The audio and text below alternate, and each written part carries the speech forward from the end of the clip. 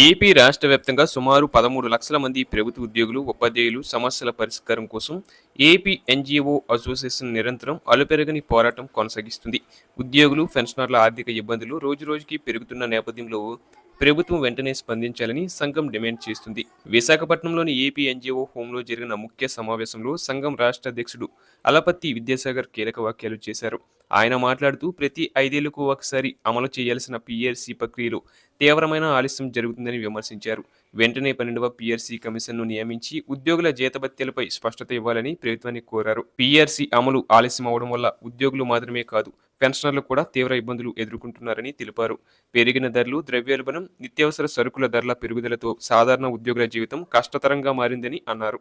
ఇంధనం, గ్యాస్, కూరగాయలు, ఇల్లే అద్దెలు, వంట ఖర్చులు భారీగా పెరగడంతో ప్రస్తుత జీతాలు సరిపోవడం లేదని స్పష్టం చేశారు. ఈ పరిస్థితుల్లో కనీసం పీఆర్సీ అమలయ్యే వరకు తాత్కాలిక ఉపశమనం కల్పించేందుకు 31% మధ్యంతర భృతి వెంటనే ప్రకటించాలని అలపర్తి విద్యాసాగర్ డిమాండ్ చేశారు.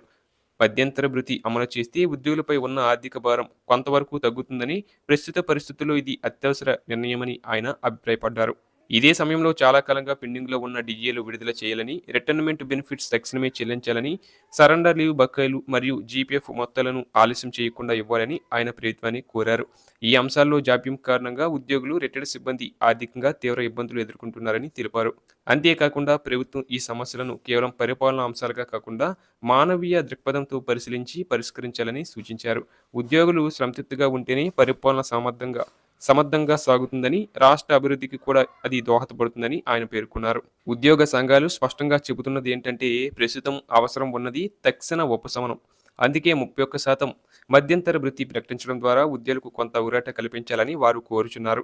ఇది అమలు చేస్తే మార్కెట్లో వినియోగం పెరిగి ఆర్థిక వ్యవస్థకు ఉపయోగకరంగా మారే అవకాశం ఉందని వారు భావిస్తున్నారు. మొత్తానికి ఉద్యోగులు, ఉపాధ్యాయులు, పెన్షనర్ల సమస్యలు పరిష్కారం కావాలని, ప్రభుత్వం వెంటనే స్పందించి పీఆర్సీ కమిషన్ నియామకం, మధ్యంతర భృతి ప్రకటించాలని, మధ్యంతర భృతి ప్రకటన, పెండింగ్ బకాయిల చెల్లింపులపై నిర్ణయం తీసుకోవాలని సంఘం డిమాండ్ చేస్తుంది. త్వరలోనే ఈ సమస్యలకు సానుకూల పరిష్కారం లభిస్తుందని ఆశిద్దాం.